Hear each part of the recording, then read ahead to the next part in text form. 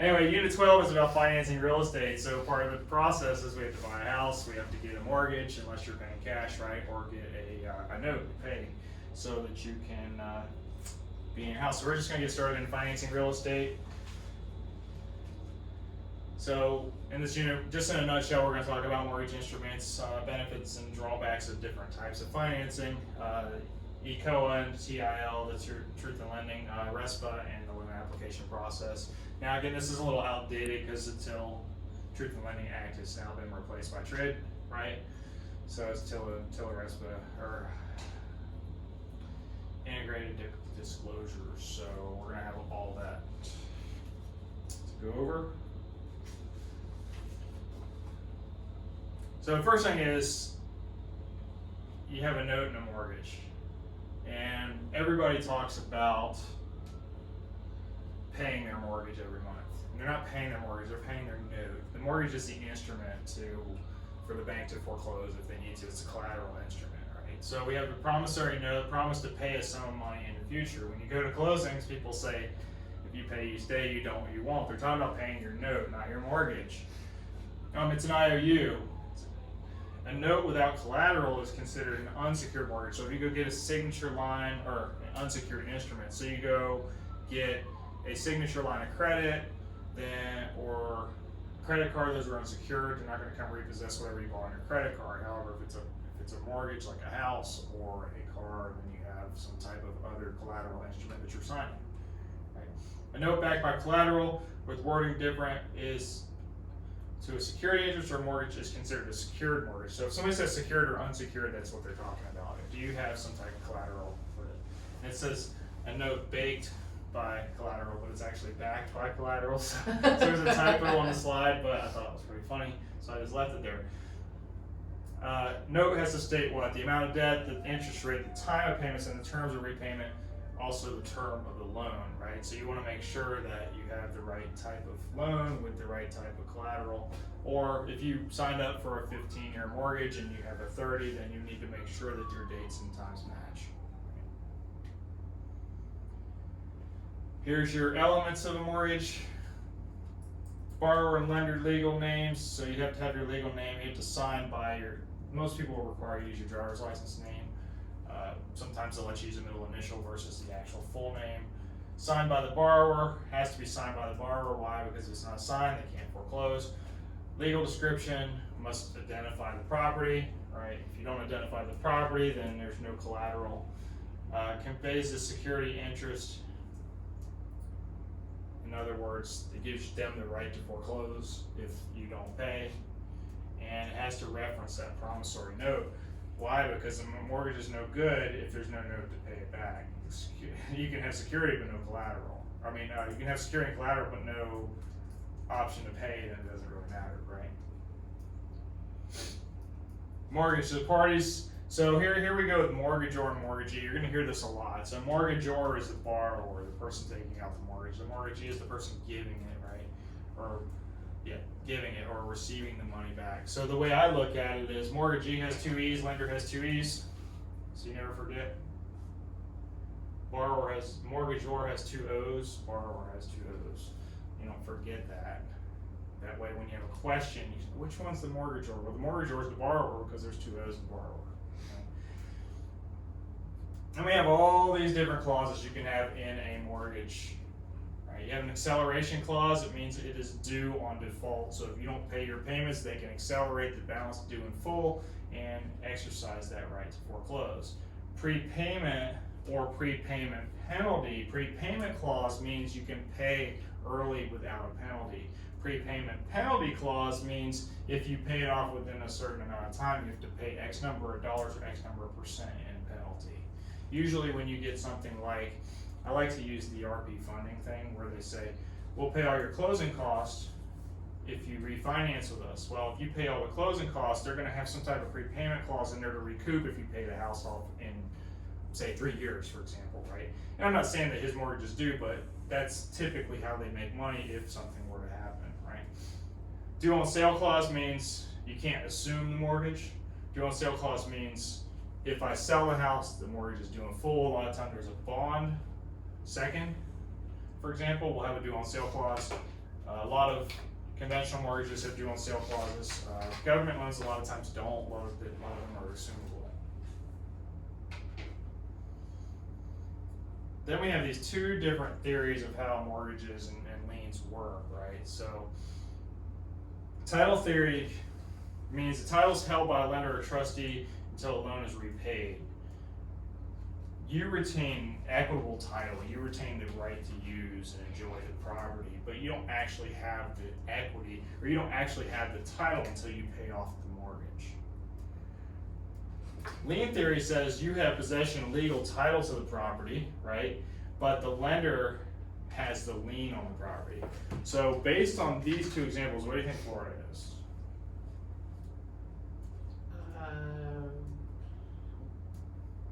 Lien. We're a lien theory state, right? Whereas opposed to Georgia, who is a title theory state. Okay? The way I like to explain it, title is like when you buy a car, right? The bank has the title to the car. When you pay it off, they mail you the title, or they electronically submit it to the state. Nowadays, everything's electronic, right? Lien theory is your name's on the deed, right? You already have your name on the deed. Lender has the right to foreclose by putting a lien or a mortgage instrument on the property. Does that make sense? Mm-hmm. Then we talk about lien theory priority, right? Because since we're a liens theory state, we have to worry about what liens are going to affect this and how that's going to affect the collateral, the person that has the collateral interest, right? Yeah. Right? So how do we prioritize these? So number one, first thing, and the way I look at this is anything to do with property taxes would be first, okay? Anything to do with property taxes. So property taxes and special assessments would be first. They're first priority liens over a mortgage, right? Then other liens are gonna be based on the time. So these are called superior liens, property taxes, and special assessments. Secondary liens would be things like income tax liens, construction liens, vendor liens, mortgages, etc., right? Institutional lenders usually require that mortgages be first after taxes and special assessments. How do they do that? They ask everything else to be subordinated.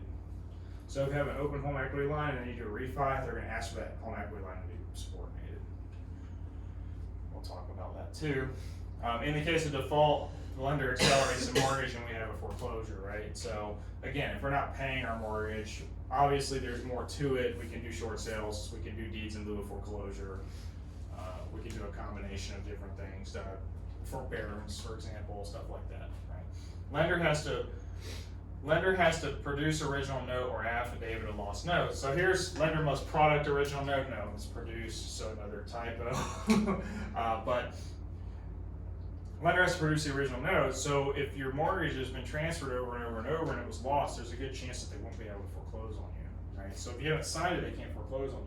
The average foreclosure time is 1,025 days, so about 3 years to actually get the foreclosure done. Now I can tell you, this was written a while back, 19. Things have changed a little bit. It can be a little bit quicker than this at this point because there's less foreclosures. So is that kind of what happened with the Lehman Brothers things? Like, at closing it says Lehman Brothers, but then also at closing they had already sold it to somebody else, and then they sold it to somebody else. So then if you foreclose, okay.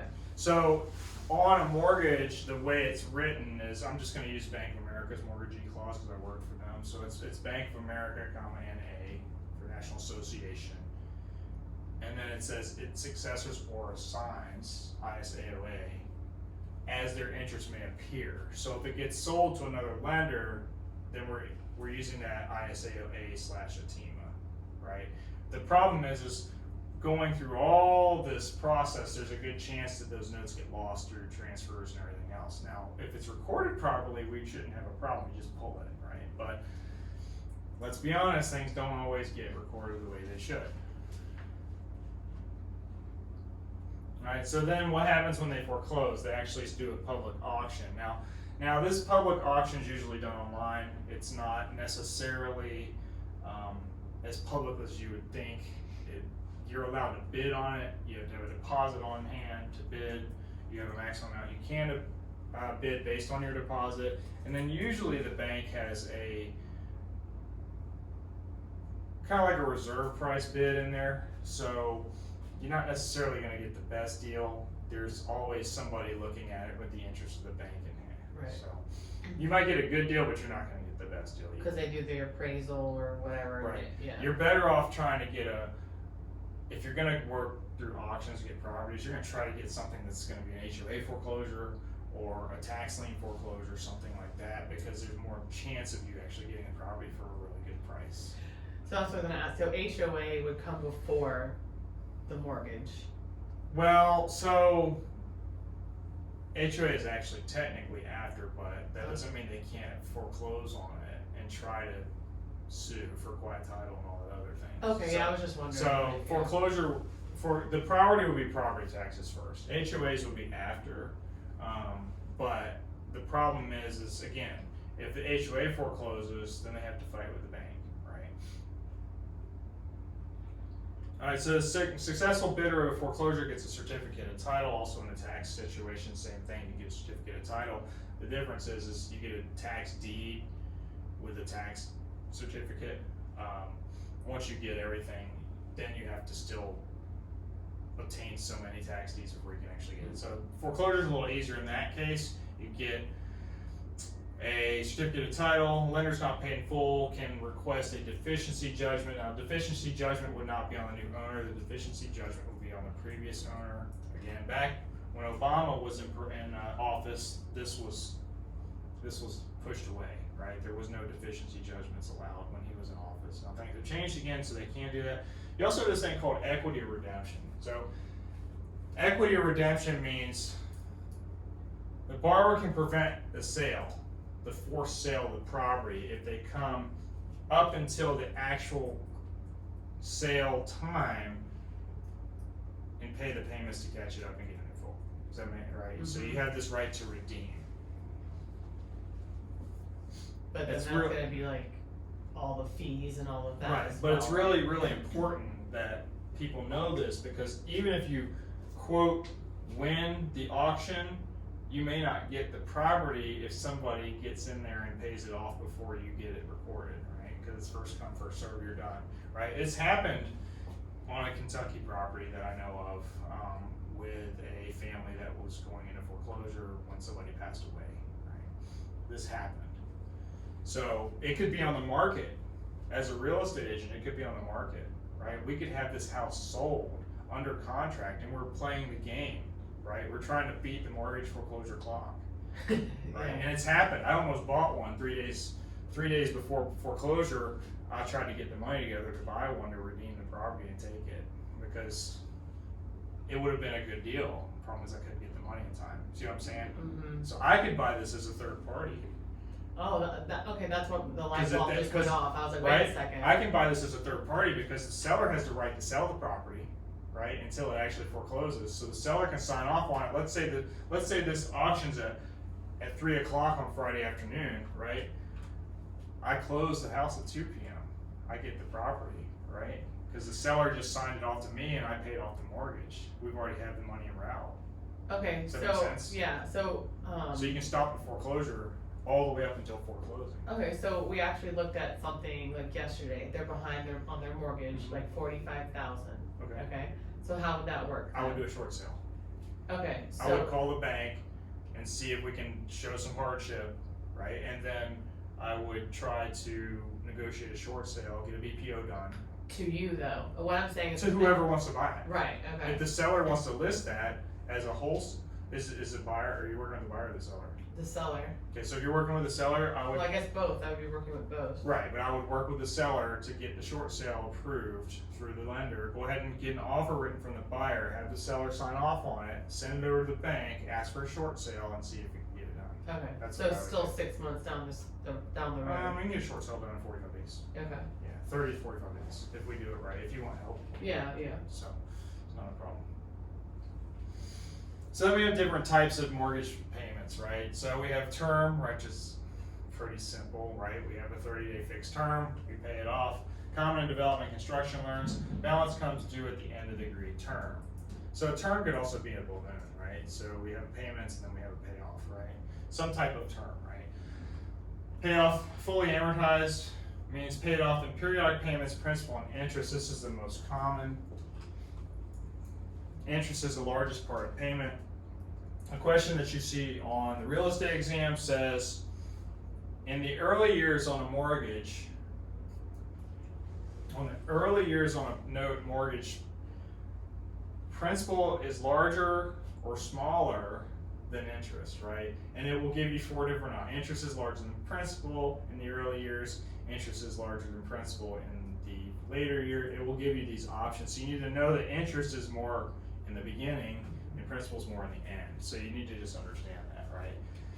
Partially amortized means we're made up for a certain period. So let's say I have a 5-year interest only or interest only with minimum payment type mortgage, and at the end of the 5 years, the loan is due in full. That would be a balloon, right? So I did a balloon payment on I bought somebody out of an HOA foreclosure. So I did a 1-year note with a full balloon, right? Now here's the good news, it was only $15,000, right?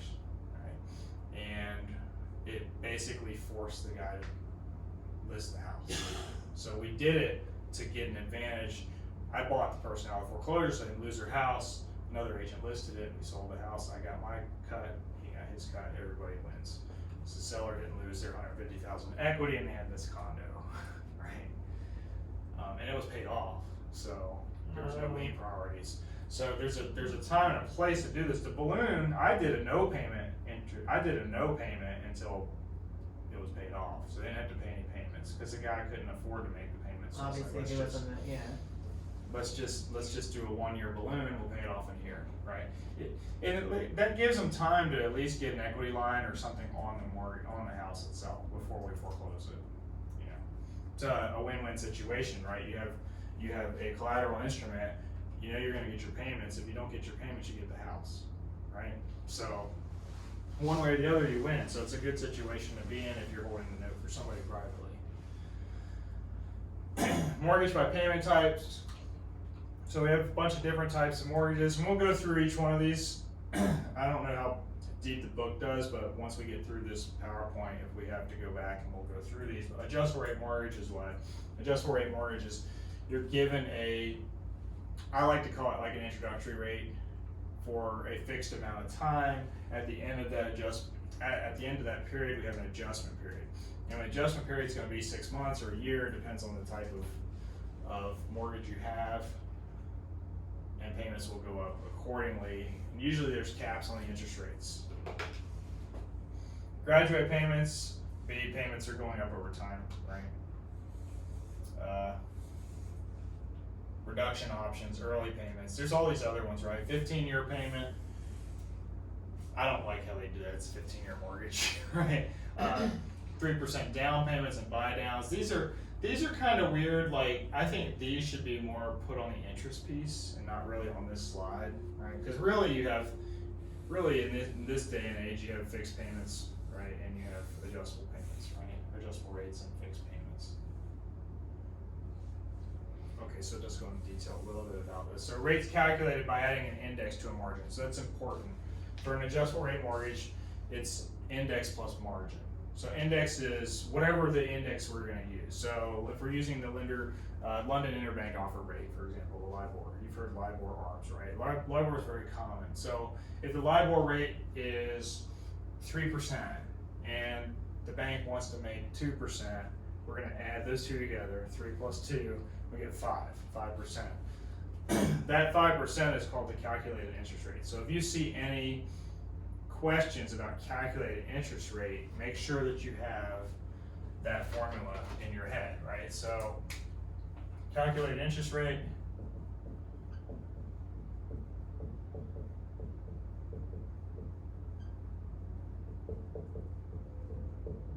equals index plus margin. Could be the index could be the prime rate on like HELOCs sometimes, right?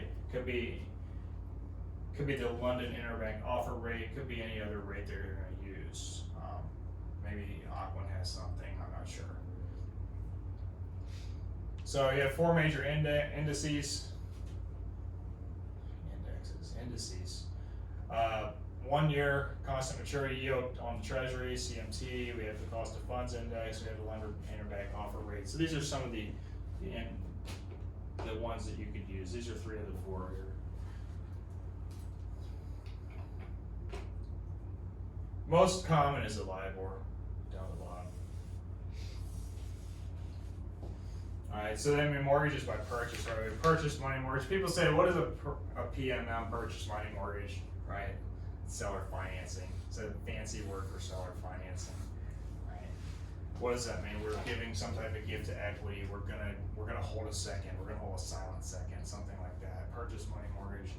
Participation mortgage, equity kicker, shared appreciation mortgage is an example. We don't see that very often. Right? Blanket mortgages. So blanket mortgages are used in land deals a lot of times, or construction deals where we're buying 50 parcels of land. And we do partial releases on all of these, right? There's one mortgage that covers the whole thing, but then we do partial releases on each lot as they get developed and sold. Okay. So a blanket mortgage would be. We talked about doing So that's more than one parcel. So if the question says something about, can you do a blanket mortgage on 1 acre of whatever, then you would say no. because it's only covering one piece, right? Okay. Right, so we tried to buy a 92 lot development, right? We actually tried to buy 36 of the 92 lots to start, and that would have been done seller finance under a blanket mortgage with a partial release. And we would release the lots, 5 or 6 lots at a time until we got that thing paid off, right? So that's how we would do that. Reverse mortgage, they call it reverse annuity mortgage. We don't know what reverse mortgages are. So that's actually where they do kind of a, how much is the house worth? They give you, they actually pay the owner, right? So they're technically buying the house from the owner, and then the owner passes away. The gamble is the owner's gonna pass away before the mortgage is due, right? So for somebody that's elderly, for somebody that's 70 years old and doesn't have any money to live, a reverse mortgage could be a good deal, right? Because then, and especially if they don't have any heirs, right? Because then they'd be getting money before they die. The bank wins when the person dies 5 years into the mortgage. And they get this house for $25,000, right? So, me personally, I wouldn't do it. Me personally, I'd take out a cash out refinance and make the payments over time. But you have to be good at budgeting, so some people can't do that. So the reverse, you don't have to pay it, or you don't have to make monthly payments? The bank pays you. That's why. The bank pays you. So that's how people get sucked into it, right? Package mortgage includes your personal property, right? We don't ever see this. Right. And then a home equity line is a second. Home equity line of credit, the second mortgage. Now, it says second mortgage here. There's actually something called a first mortgage home equity line. First mortgage home equity line will pay off your first mortgage, and you use it as a checkbook, and you pay you get your paychecks to put right into your home equity line. All your money goes straight into your home equity line, like you get automatic deposit into your equity line. And the theory is that every month you're making extra money on your bills. All that money goes straight into your payoff, so your interest gets reduced. You actually pay off your mortgage faster, but if you need money to pay for your gas, you just do a draw on the equity line. So it actually pays your mortgage off very fast. Wow, okay. So first mortgage equity lines are, believe it or not very common, but they're actually a very good financial planning tool, especially as rates go up. Conventional mortgage loans. So we have the notion of conventional and then non-conventional loans. They say conventional at your normal loans, right? Not government issued, not guaranteed, not government issued FHA, Federal Housing Authority, VA, right? Conventional mortgage loans are your bank loans that are backed by Fannie and Freddie Mac. Fannie Mae and Freddie Mac, right? So you have two big brothers. Well, I guess Fannie could be a sister and brother. Depends on how you see that. Ginnie Mae is a sister, right? Ginnie Mae is the mortgage for the government, right? So conventional mortgage cannot be assumed by the new buyer. Again, things are changing, right? Right now they're not assumable. Conforming loans are Freddie. So when we see conventional, we're gonna see conforming and non-conforming. Conforming loans is gonna be your standard loan. Non-conforming is gonna be your jumbo loans, right? Anything that's over that maximum loan amount. Conforming loans meet Fannie Mae and Freddie Mac standards. So if you see FNMA or FHLMC, those are your Fannie Mae and Freddie Macs. Private mortgage insurance is required for loans with 80% or higher loan to value. So, true or false, PMI drops off when your mortgage hits 80%. Yes. False. Oh. So, it will automatically drop off at 78%. Oh. So, okay, so it will drop off. Okay. But you have to request it to drop off at 80%. At 78%, it drops off automatically. Okay. Because it gives you time, because you might make sometimes, the banks have to have time for record keeping, right? It might take a year for it to show up, right? Okay. But if your payment, if your property is increasing in value, you can do a private appraisal and then request for it to be taken off, right? Okay. So it may be good. Now, a lot of times PMA is required for a year, right? Now, the other thing is people are gonna see PMI and say private mortgage insurance, and they're gonna say MIP, and it's mortgage insurance premium, and people get the two confused, right? Okay. Right, so PMI is private mortgage insurance. MIP would be something like paying your upfront mortgage insurance premium for FHA, for example, 1.75%, right? That would be MIP. People try to interchange those terms, they're not really interchangeable. FHA mortgage loans are insured, right? They're insured, government insured. Borrowers pay a monthly mortgage insurance premium, MIP. So here we go, MIP, we're talking about FHA, we're also talking about, remember I said the upfront MIP. So what the theory is you pay a small premium up front, right? This UFMIP, and it's 1.5 or 1.75%. So if you have a $200,000 loan, it's $3,500.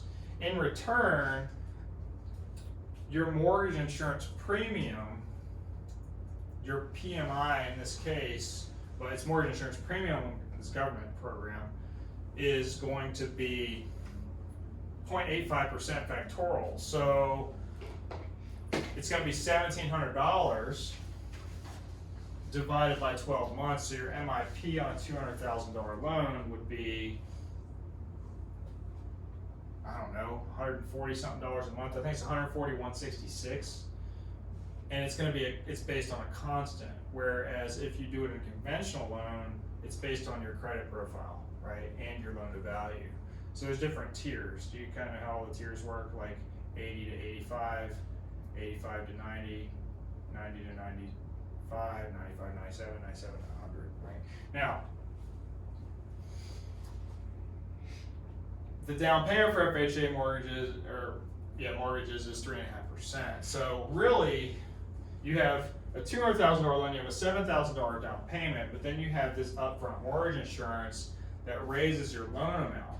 So when you put 3.5% down on a $200,000 mortgage, you don't go from $200,000 down to $193,000. You go from $200,000 to $195,000 and change, right? Or something like that, 197. Because what happens is, I can do it on the board. This is how it works. You have a $200,000 loan, right? And 3.5% is 7,000, right? And I'm going to use no closing costs, but this is, so this will be subtracted, right? This will be subtracted, but 1.75% is added up front, 3,500.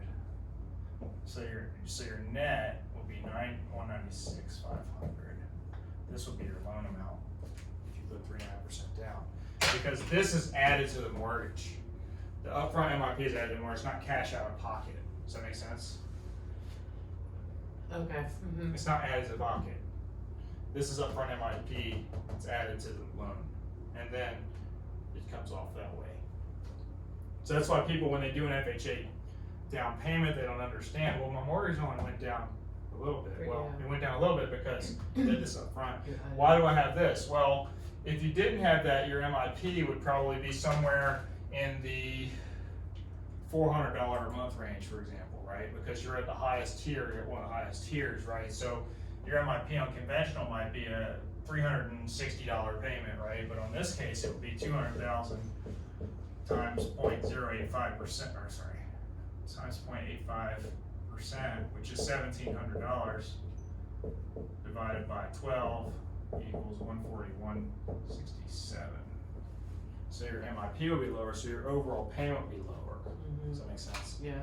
Plus with the lower interest rate. So FHA is more forgiving when it comes to, I didn't do the math, but I'm assuming that's right? Because $1,800 would be $150 a month. So, does that make sense? That's why FHA can be a good option for certain people, right? I personally don't like FHA because the interest stays on the mortgage insurance premium stays for life of the loan. Ever since 2017 or something like that, they changed it. Now, if you put 10% down, you can drop MIP after 10 years. But I don't want to do that.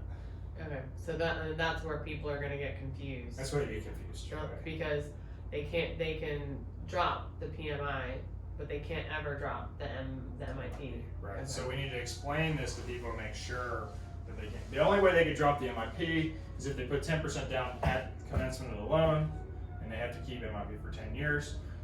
The other piece of it is you can refinance, right? Well, if you refinance, you have closing costs involved, and the next thing you know is saving you money, right? So I'm gonna turn this heater down. Look at this getting hot here. So then, but the PMI is, that doesn't go with the 10%. That will stay on there until you have 80% equity. Well, So in theory, 10 years is you'll have that equity. Yeah. 20% equity. Okay. 20% equity. 80% loan to value, 20% equity. Right. Sorry, I just want to, yeah. I know, I just wanted to make Reverse. sure we did. Thank you. Alright, so then we have different sections of FHA to make it even more confusing. We have 203B, which is residential property.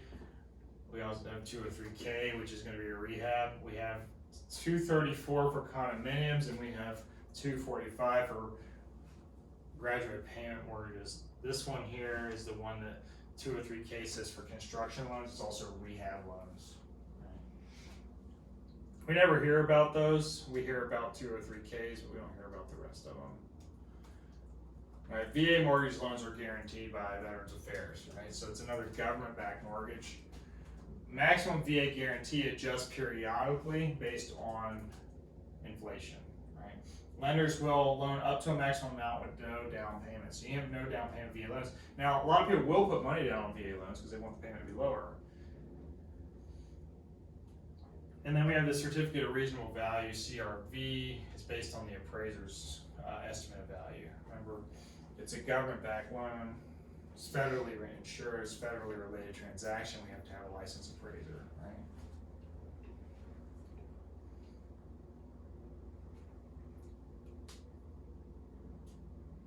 Contract for deed. I'm going to read this one because it's not one that we super common, but especially not in the residential world. Vacant property, yes, right? Used to finance vacant property, contract for deed. Buyer gets a contract on this and possession, but they don't actually get the deed at closing, right? Once the buyer makes all the payments, it's almost like it's seller finance, right? The seller gives the deed to the land.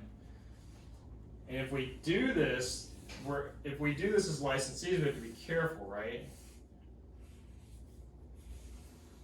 Right here. Blanket mortgages, right? When we're talking about partial releases. Remember I told you we were doing this? So this is where it gets convoluted, right? Licensees violate the law if they sell land with a blanket mortgage that can't be released for payment less than the buyer owes. So for example, it has to be spelled out, right? These particular parcels will be released at X number of payment, X number percent of that blanket mortgage payoff. We will release lot 1, 2, and 3, so it's free and clear not encumbered by some type of mortgage so that we can resell that property because otherwise we're selling something that isn't legally allowed for us to sell. Yeah, Does because that it make already has sense? a, yeah. So that's where when we do these blanket mortgages, we have to be careful with that, right? So this is what, when I had the meeting with the land group for that, that's what we talked about, was this stuff, right? And of course, I had an attorney with me. I'm not gonna go without an attorney to these kind of things, because you wanna make sure that we're covering ourselves, making sure we're doing the right thing as licensees. Sale and leaseback. Sale and leasebacks are really cool thing to do, especially when the market's crazy. When the market was really busy a year ago, we had a lot of people that wanted to sell their house, couldn't buy a house on a contingency because nobody was taking contingency offers. So they would sell their house and then they would lease it back from the new owners for a specified period of time. The caveat here is if you're buying it owner occupied, technically you're supposed to occupy it within a certain period, normally 60 days, right? What happens is it provides you that financial leverage you need. Now, what a lot of the model homes are doing, a lot of the builders are doing, is they're building the house, but they want to get their money back, right? They want to have this leverage. Dreamfinders does it a lot, right? Dreamfinders will sell their model homes to an investor and lease it back from them for 2 to 3 years until the neighborhood's sold out. But that way they get their buying power back. They get their money back. Yes, they're paying a payment, but what's the cost of that payment? How much more money can they make if they use that money elsewhere? So that it can be a good situation for both parties. Installment sale contract, installment sales, like I always think of installment of being a car, right?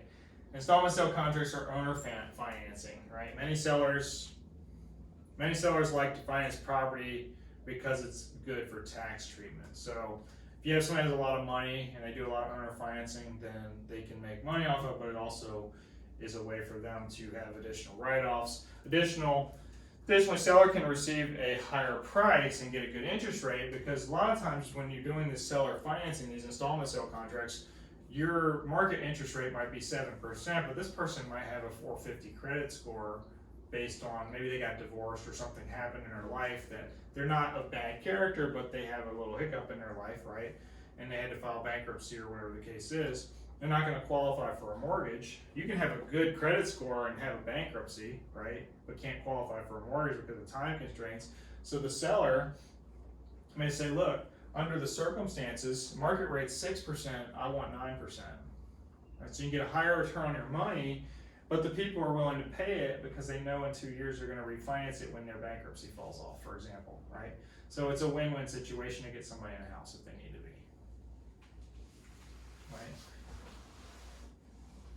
Better than renting. Renting is 100% interest, right? So would you rather pay somebody else's mortgage for them, or would you rather pay for yourself?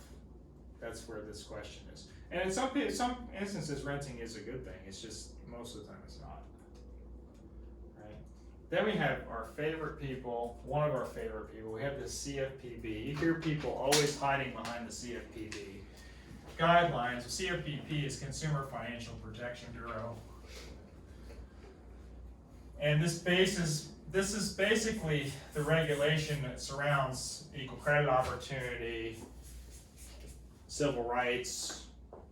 It all ties together on the lending side, right? ECOA, Regulation C, prohibits discrimination based on race, color, religion, sex, national origin, marital status, or age. It's slightly different than the French corn, but it's close, right? Marital status is familial status. Receipt of income from public assistance programs, so you can't be discriminated against if you got food stamps, for example, right? If you get Section 8 housing, you're trying to better your life. Those programs are made to help people when they're down, right? They're not made for long term, they're made to have short term. Now, some people are on them long term, but most of the time it's based for people to get on their feet again. So they can't be discriminated if they have food stamps, but they can't use that income as part of their Correct. qualification. Correct. Okay. Correct, because there's no So the way it works with income is it's 2 years of history, 3 years of receipt. So most people aren't on food stamps for 2 years. I'm sorry, 2 years of 3 years of continuance, right? 2 years history, 3 years of continuance, right? So if we received it for 2 years, there's a good chance that either it's going to change or not be there 3 years from now, right? So we don't use income. Now, if it's Social Security, maybe you're somebody has seizures, for example, right? And you have a handicap, and you're 8 years old, and you're getting Social Security receipt. Well, you're not going to lose that income at 18 years old. If you have some type of medical condition, you're getting Social Security assistance. You're going to continue to have that based on your disability, right? So, in this case, they're not going to discriminate, right? And then applicant exercising any rights. So you have the right to view your report, right? You have the right to review if you're denied, right? Under this Consumer Credit Protection Act, you're allowed to see your report if you're denied credit for any reason, right? That to make sure we're not discriminating against you. Then we have this truth in lending. Truth in lending is disclosing all the credit costs. Like, so we have APR on a loan. APR on a loan is not the same as APR on a car or on a credit card. APR on a loan includes closing costs. So when you see a 4.5% loan with a 5.6 APR, you know that the costs are astronomical, right? If you see a 4.5 closing cost or 4.5 interest rate with an APR of 4.625, then your closing costs are pretty minimal. Does that make sense? So we want to look at the whole picture of that. We have to do the cost of credit expressed as an annual percentage rate. And what that is your closing cost, anything involved with that loan, including the interest, would be on there. When an app shows down payment, interest rate, monthly payment, some type of triggering term, I like to say numbers. The ad must disclose all the components of financing. If you write the term easy terms of a loan, you don't have to disclose APR. You don't have to disclose anything, but as soon as you put that number in there, 5% down, 5% APR, whatever the case is, you have to now give down payment, interest rate, monthly payment, everything else. You have to disclose it all, right? So the terms on the test will ask you, which of the following is the best way to advertise? Well, the best way to advertise would be something that doesn't have a triggering term in it. It keeps you out of trouble, because if you have a triggering term, you don't cover everything, you can get in trouble. Make sense? Mm-hmm. Now, we're not really on the lending side, so it doesn't really matter to us too much, but we want to make sure we But know it makes you a stronger, yeah. I mean, I have a mortgage license because I wanted to know all this stuff, right? We have the Real Estate Settlement Procedures Act. This is the one that people will get you all the time. They try to give you kickbacks. They try to give you things you're not supposed to get. If you're producing some type of service, you're allowed to get paid for it. If you're just passing out people's names and doing things to get a kickback, you kind of watch what you're doing. Don't do it. That's what I'm telling people, right? So RESPA has to do with, and this is Regulation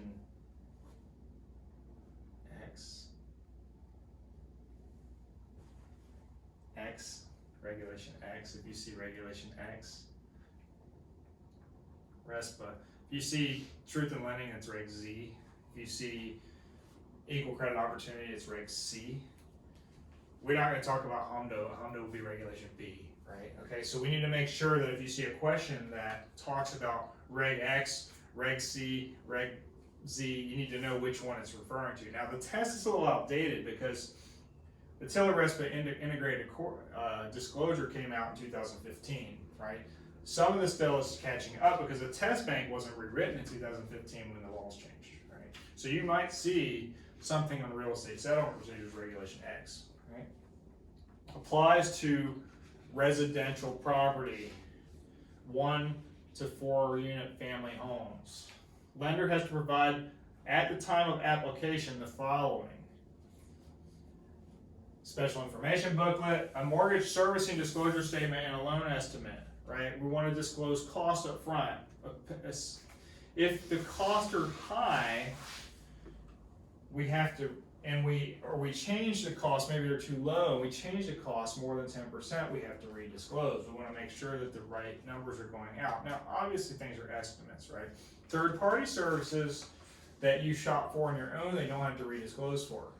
Why? Because you're not tied down to a certain closing agent, for example. You're not tied down to your insurance company. So if you get a quote from an insurance company and one's $1,500 and the next one's $2,500, they don't have to redisclose because that's your thing that you're shopping for, right? But if the lender has an appraisal fee that goes from $600 to $700, it's more than 10%, they have to redisclose. Then we have a disclosure at closing, right? Closing disclosure. And it says RESPA prohibits kickbacks. We're not allowed to get kickbacks. We are allowed to get paid on things. It has to be fully disclosed, right? You can't get a kickback. A kickback means we meet at a restaurant, I give you $500 and say thanks for your referral, right? Number one, it's illegal on the real estate side. Number two, it's illegal on the settlement side. So you get your felony and the real estate side, lose your license, and then you get in trouble again. Right? You don't want to do that. So, reasons that we don't do things. The laws alone should keep you honest, but you should do it for the right reason, not just because the law is telling you to do that. Right? We have this residential underwriting, right? It's underwriting. So most companies have this thing called DU, right? Most investors. So the largest investor of the group is Fannie Mae, right? Fannie Mae, FNMA, Federal National Mortgage Association, right? This is Fannie Mae. They have this thing called desktop underwriting, or you'll hear something called AUS. AUS is automated underwriting system. You're going to hear these systems used, and what it does is it puts your profile in a box, right? You put your profile in a box, and I make $5,000 a month, I have an 800 credit score, and I have $40,000 in the bank, and I'm trying to buy a $250,000 house. This looks like a great deal. AUS comes up, it says approve eligible. We move it over to the underwriter to verify everything that was entered in the system is correct. If it's verified, check the boxes, you move on, you get your approval, right? That's kind of how it works. Not going to get into the nitty gritty of loan processing. That in itself is a 5-week class, right? So we don't want to make sure we do that. But credit scores are your most important factor of your credit scores. Your payment history, about 35% of your scores, payment history. We don't care about debt to income. We don't care. I mean, we care about it, but we don't care about your credit utilization rate. We don't care about it. We do care about it, but we don't care about it as much as if you can pay it. If your credit utilization is 100%, but you're paying every month, it shows that you're a good character and you're able to do it, right? Not saying you should have 100% credit utilization every month, but because that would affect your overall it's going to affect your score too. Right, okay. It's going to affect your score if you go over 20%. It's going to affect your credit score. We can talk about different ways to helping your credit utilization, for example, like raising your credit limits, right? Because if you have a $5,000 credit limit and you raise your credit limit to $10,000, your utilization is now half of what it was, right? We verify your income and we apply the income to your expense ratios. We're going to talk about this. We're going to talk about expense ratios and everything. What I want to talk about this is there's two types of underwriter. There's desktop underwriter and then there's loan prospector. Loan prospector is done by Freddie Mac. So if somebody says, I ran it DU, well, did you run it LP? If you ran it LP, because sometimes the parameters are different, and sometimes Freddie Mac Investor Loans will actually accept when Fannie Mae doesn't. So it's always a good time. If you're getting a close call on a mortgage, look at the total parameters, get with a loan professional and try to figure out which one works. Because we run LP, if I do 100 deals, we'll run LP on 10% of them, because Fannie Mae won't go through. If neither one of them goes through, it doesn't mean a loan can't get denied or get approved. We have to do something called a manual underwriting. So then that's when an underwriter actually looks at it. Usually it's for like a non-warrantable loan or a portfolio loan. And that's what they want, like your blood type and your firstborn. Correct. Yeah. Yeah. Because they don't want, you don't want to have somebody denied just because they can't go through an automated system, right? Desktop underwriter or a. And that's kind of when you know you have a better lender too, right? Right. Because the other one, they'll just plug you through the system and say, no, too much work, don't want to do it. But Correct. a good lender will be like, hey, answer a few more questions. Let's see if we can plug you in manually. Right, and this is where it's important for a broker or a real estate agent to know the loan process and to know the basics of underwriting so that we can help our lenders. Sometimes they don't think about everything because they're busy, they have a large pipeline. We can push them to do, hey, what about this, what about this? Help develop your loan processors, build that relationship. Well, and it's easy too that we spend more time with the buyer, Right. but they might give up other information to the lender because they have to know everything. But well, hey, I remember hearing about this, and it kind of helps the lender to pull more information out of you. Yeah, so loans is like, I love loans because of this. So loan underwriting expense ratios. So this is a basic calculation of how it works, right? Buyers have monthly income of $5,200. Other obligations are $412 monthly. Monthly PITI is $1,450. What is PITI? Property, principal, interest, taxes, and insurance, and it's actually PITIA. It says it's principal, interest, taxes, insurance.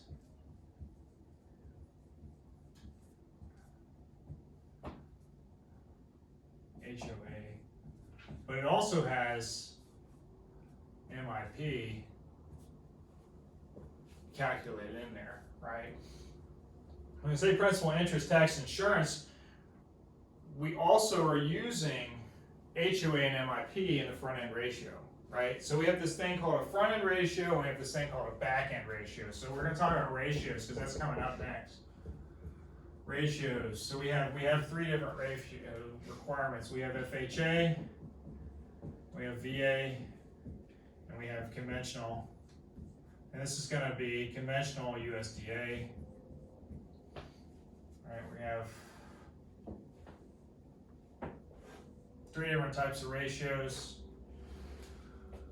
We have front ratios, and these are qualifying ratios.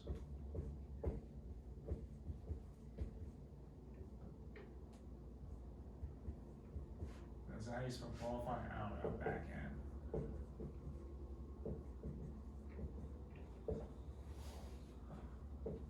Now, take this with a grain of salt, because these are textbook answers. These are textbook answers, right? So in this case, the total debt to monthly income, we have back end ratio, front end ratio. This is called HER. This is called TOR. I'm going to talk about these. So HER is housing expense ratio. Back end ratio is total obligations ratio. We also call this DTI. Call this OTI.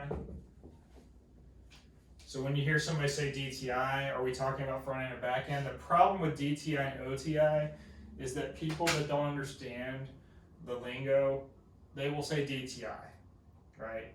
Well, what is the DTI? When they talk about what is the DTI, they're talking about the back end ratio, right? Textbook doesn't say it that way. Textbook DTI is front end ratio, back end ratio is obligations to income, right? DTI is debt to income.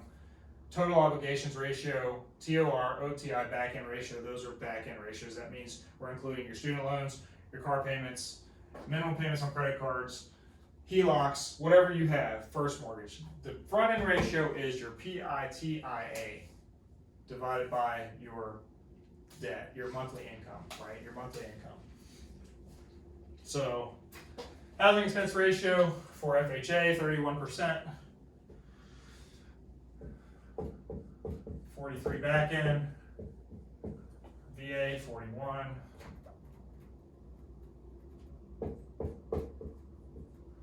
28, 36, right? So then that person would not qualify for an FHA. This has to be lower than this for total debt to income. Right, so they're at 30, almost 36, so they're not gonna qualify for an FHA. That's the back end. That's the back end. Total debt to income ratio. See what I'm saying? DTI. That's Yeah. OTI. Okay. See what I'm saying? This Yeah, is why. that's what, okay. This is the reason I bring up this whole terminology OTI thing, because DTI, they qualify, right? OTI, they qualify. this should be written as total obligations to income, not total debt to income. Does it mean the same thing? Yes and no, right? In the loan world, it doesn't. In the processing and underwriting world, it doesn't. We talk about OTI, right? In the real estate world, we say DTI. Okay, because their DTI would be DTI is just, $412 a month. That's the only debt they have up front is the $412. right. Okay. Well, but this is but when we say DTI, we're talking about housing expense ratio. Oh, okay. So the monthly PITIA would be 1450 divided by 5200. That would be, so in this case, what are the ratios? I'm just gonna write them under here, and I'll write them in green. Okay, so 27.9 is what 14 divided by the, Okay, and then the other one's 35.8. So does this one qualify? It fits in the box, yes, okay, right? Fits in the box. It qualifies FHA, it qualifies conventional. okay, so right? the technical DTI really means whatever their mortgage payment is going to be divided by what Their income. Their income. That's what the term debt to income means. Okay, But be careful because the way this is written, this actually describes OTI. and that's where it got me, cause Right. you just, okay, But I want you to understand that when you look at the real estate exam, when they say DTI, it's safe to assume that it's OTI, but just be careful. okay. Careful, right? So they would have, because their monthly expenses right now are only $412, then they're good to go. But if it was $1,200, then they wouldn't have made it. Correct, or 700 even. Right, that's something, Right. much, yeah, not that much of a difference, but yeah. At 700, they wouldn't qualify conventional, Okay. right? Because you're already at 35.8, Right, right? Makes sense? Yeah. Okay, this is where it gets tricky. thanks for that explanation. Alright, so here's your chart, right? So there's only one ratio for VA. Now, these numbers are textbook answers, because Yeah, what if it's changed? I've seen this, okay, just for your knowledge, I've seen this.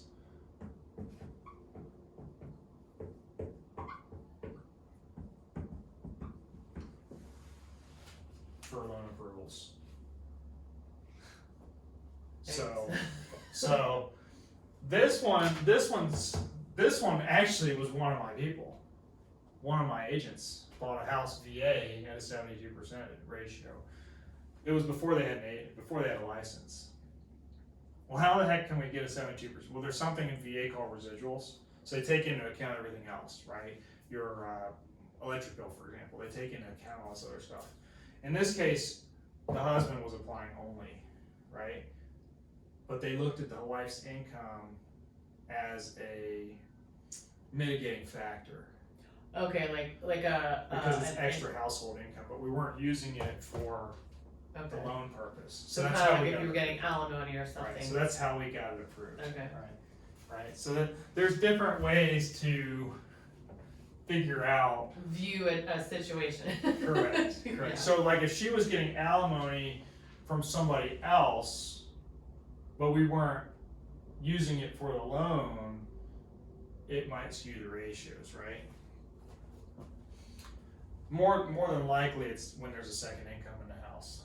But this 41%, I mean, we all know that these other numbers really aren't truth. I mean, you've been in the business long enough to understand that if you're in this class, right? You would think. VA subtracts total obligations from gross income. The result must exceed the amount showed in the VA table of residual incomes. So there's this thing called residuals. We call it residuals, residual incomes. It's what's left over from subtracting all these other things out, right? Because we have daily living expenses. That's what the VA looks for, and that's why the numbers we don't have this whole housing expense ratio. We just have one ratio. Good? Mhm. So we have this whole ratio piece that works on credit, income, and assets, right? Credit, income, and assets. I call them CIAs. There's 4 C's in lendings, but I call it CIA, right? Credit, income, asset. Then there's this last piece, it's called C, right? C is collateral. C is the property. And what do? We can qualify you based on your character, right? Yeah. But your character has nothing to do with the collateral piece. Credit, income, and assets is lender, the borrower, right? Lender-borrower relationship. But you could be a ready, willing, and able buyer and find a property that's $400,000, it's only worth $300,000. Well, the bank's not going to lend on that because why? Because they can't get their money back if you don't pay, Yeah. right? Loan underwriting, property analysis. So usually in the loan world, there's a assigned underwriter that works on the credit, income, assets. There's a property underwriter or collateral underwriter, we call them, right, that handles the appraisal analysis. And then if there's a project involved, which would be like an HOA for a condo association, there's going to be a project review underwriter. It's going to have all these different underwriters that are actually touching your file, right? Now, the main underwriter can do all of them if they have the right certifications. Loan underwriting, property analysis, we do a couple things, right? We check for encroachments, encumbrances, and value, right? So value would be appraisal. Remember cost, price, value? Value is an appraisal. Title exam would be, I'm going to leave survey off of this because it's added at the bottom. Title examination would not only be a physical inspection of the property, which you're doing yourself, right? Some government loans require physical inspection of the property. They're done by the appraiser, right? They look in the attic, for example. We search the records and we require this ALTA policy. And ALTA stands for American Land Title Association, okay? Policy. That's what ALTA stands for. And so for the title exam, we want to make sure there's no additional encumbrances, right? We want to make sure there's no liens against the property. We want to make sure there's no nuisance liens, no mortgage liens, no liens against the owner, no judgments that need to be satisfied, all this stuff. Because the only way you're going to get all those things insured is if they're gone, right? So that's why at closing on the settlement form, we have to put, oh, pay off to XYZ, pay off to this credit card, pay off to this bankruptcy, whatever the case is, so that title's free and clear, right? So free and clear title, we got an appraisal that came in at value or higher, and then we have this survey. So what's the survey used for? A survey is used for to remove any exceptions, any title exceptions. So survey is what? It's a property map showing if there's anything over the lines, if there's any easements, is there anything else that can encumber the property, right? If there's an encroachment of a shed, one way or the other on the property, there's a chance that somebody can claim title through adverse possession. Well, that shed's been there for 20 years. Well, if that shed's been there for 20 years, I can stake claim to that property. It's been there and nobody said anything about it, right? We talk about easements by prescription and all these other things, right? We've been allowing people to walk through this beach access for years. People buy this property. Let's say a private beach access at Atlantic Beach. We've been walking through there for 50 years. Somebody buys a property and tries to stop people walking through there. They can't do it because we now have this easement by prescription. People are able to walk through there. We've had this possession for an X number of years. Know these things on a survey. Right? Loan analysis. So it's funny that the slides don't get into this, and we really need to get into this because you could see questions on this. So we have three big things with loan analysis, and actually we have 4 or 5 things in loan analysis, and we probably should go over all of them. I just don't know how much is in the next chapter. Let me just look and see. Page 348 for this one. For this one, we're going to talk about closing real estate transactions. So chapter 13 and 14. So we need to go over these things because they're not, even though they're not on the slide presentation, they are in the book. So first of all, let's talk about, before we get into loan to value and before we get into that, let's talk about ARM loans for a second. What do we know about ARM loans? ARM loans are adjustable, right? So have you ever heard of a 525 ARM loan? Or a 226? These are the most common. That's the amount of time it goes, or the interest rate stays for a certain amount of time, and then it goes up at those so intervals. we're going to talk about that. So yes, so we're going to talk about, and then we have 3-year ARMs, right? We have 5-year ARMs, right? So partially, we have 7-year ARMs. You're partially correct on that. So these are the terms, right? So we have, these are ARMs, ARM. Adjustable rate mortgages. Adjustable rate mortgages. So we have a 3-year, 5-year, 7-1. Our most common arms are what? 5-year arms. Okay, 5-year arms. The theory behind an ARM is we're going to save money in the short term, and hopefully rates go down, and then we can buy. We can either refinance or our rate's going to go down. So let's say these are caps. Okay, so we have initial adjustment, periodic adjustment, lifetime adjustment.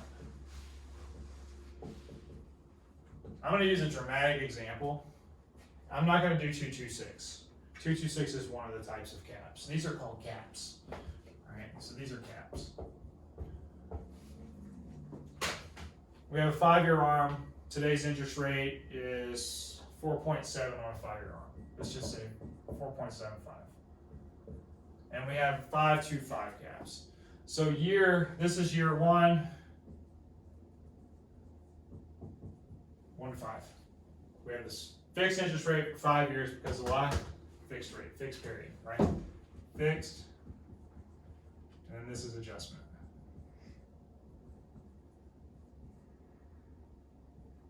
So it's going to adjust every year. Every year after that, right? Uh-huh. Sometimes you have a 6-month adjustable as well, okay? But every year, right? So that means year 6, and I'm going to give you theoretical. 6, 7, 8, 9, 10. So we'll do the next 5 years, right? And then we're going to go interest rates on this side. We're going to go market rate.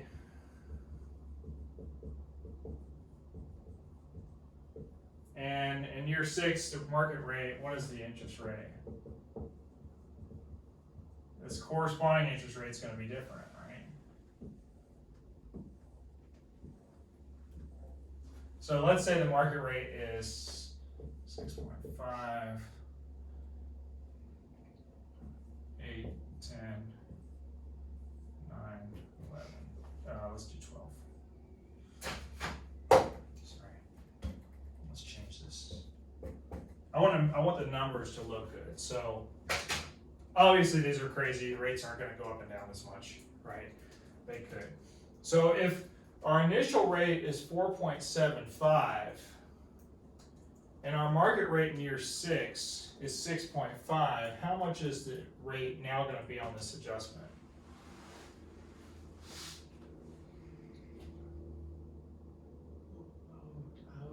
The two different, or the they're not adding it. I don't know. Yeah, so you're going to add whatever the initial adjustment is, up to 5%.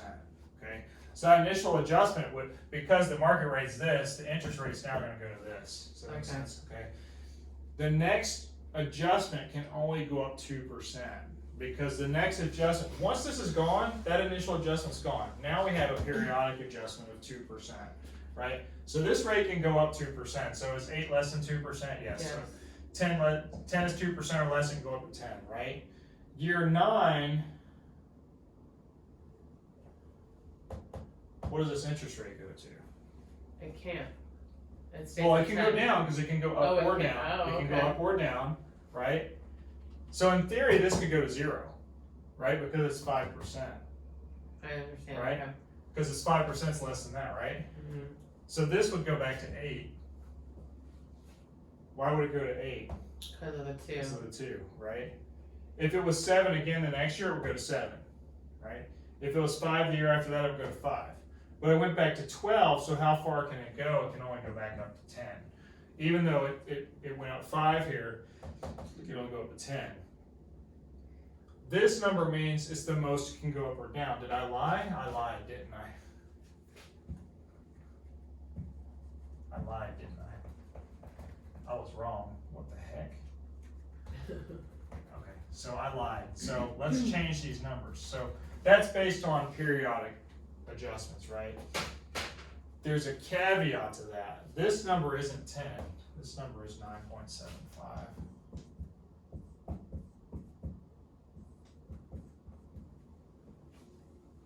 Why?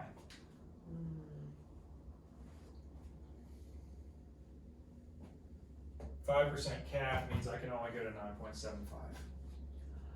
Oh, okay. Now I understand. Right. Okay. So that's why I did the numbers that way.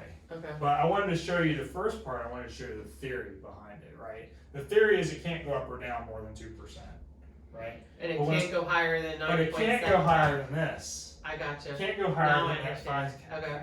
So that's what the numbers mean. So if this was a 226, it would be 6.5, it would be 8.5, 10,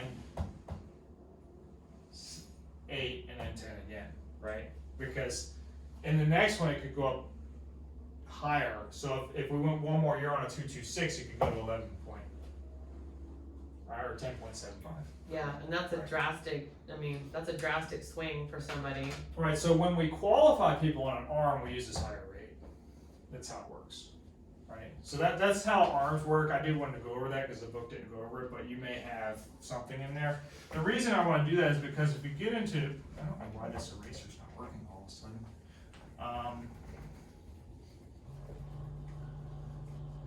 We're going to talk about loan to value and interest rate. Loan to value is easy, right? I don't really need to go over loan to value. Loan to value is the amount of the loan divided by the appraised value. You got that piece. Now, here's a question. If I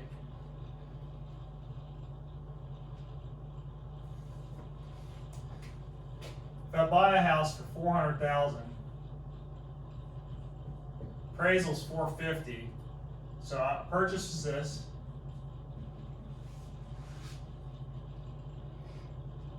Let's say actually.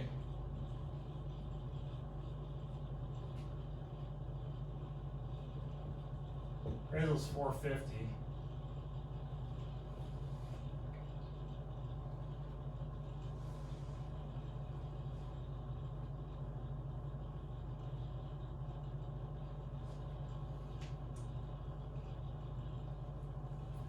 Loan amount. I'll give you two scenarios. Is 300. Sorry.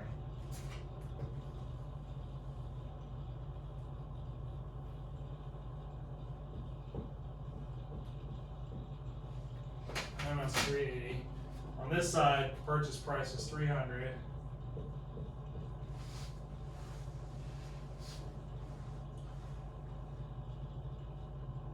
Appraisal is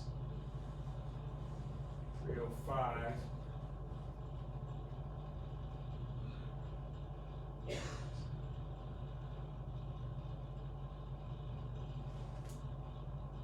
Now let's do 320.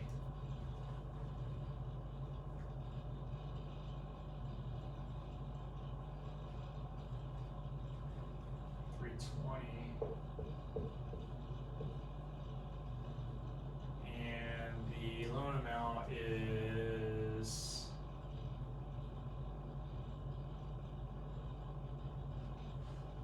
I don't know, let's say 225.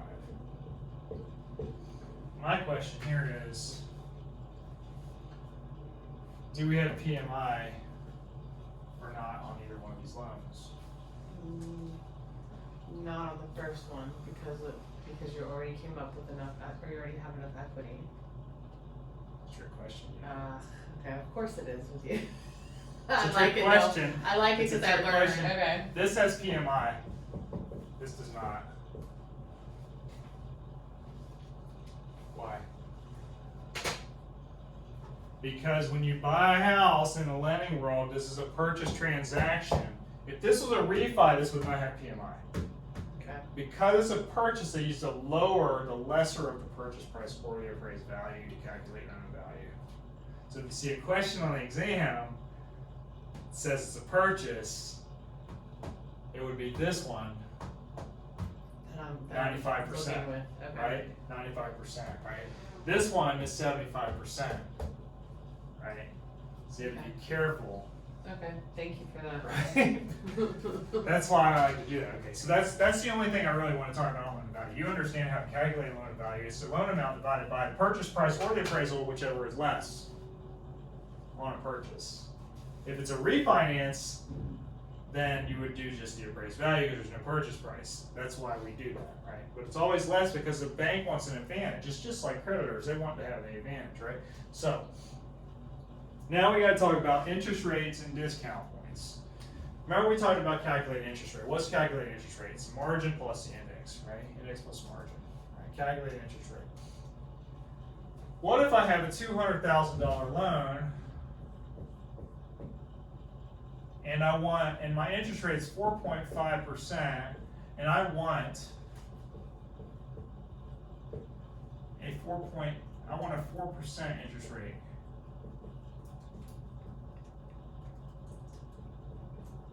How many points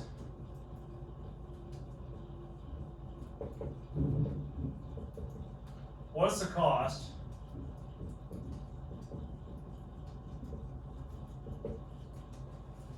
and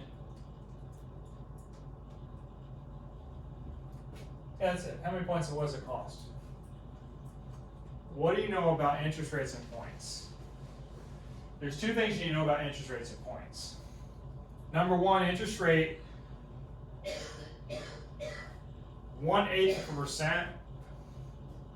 Every point you pay is 1/8% yield, okay? Every point is 1% of the loan amount. So if we want to lower the rate 0.5% and each percent is 1/8, or each point is 1/8, how many points do we have to lower it 0.5%, right? 1 point equals 1% of loan amount equals 1/8% interest rate. Or 1 point equals 0.125 rate equals 1% loan amount. Same thing. In this case, 0.125 times 4 would be 0.5%, right? 4 points equals, right? 8 points is 1%. Okay, 8 points is 1%. So in this case, it would take 4 points to lower the rate. 0.5%. In theory, this is textbook. The cost of the loan is $200,000. 4 points is 4% of loan amount, $8,000 up front for a lifetime rate change of 0.5%. This is the theory behind it. It's not real life because it's also based on character, right? Collateral character, your CIA documents, all that stuff. Now, on the exam, it may say, what is the effective yield if the rate is 4.375, but they paid 3 points? What is the effective yield to the lender? Okay, so 3 points, that's. So 4.375 is the rate they're paying. What is the effective yield if the buyer paid 3 points?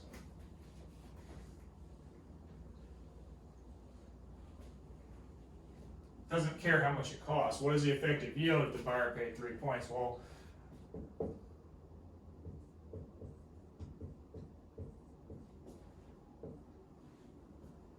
right. So that would be 0.375.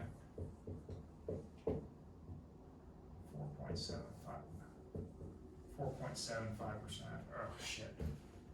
Oops, sorry. 4.75%. Sorry to y'all YouTubers. 4.75, right? So 4.375, whatever the effective yield, we'd have to add those points on there. Does that make sense? Mm-hmm. If it says the buyer bought 3 points to get the rate to 4.5, what is the effective yield to the lender?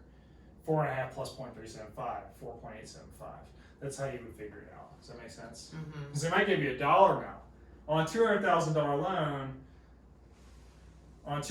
loan, at 4.375, the borrower paid $10,000. Well, we know that would be 5 points. So then we have to add 5 points to that number, which would put you at 5.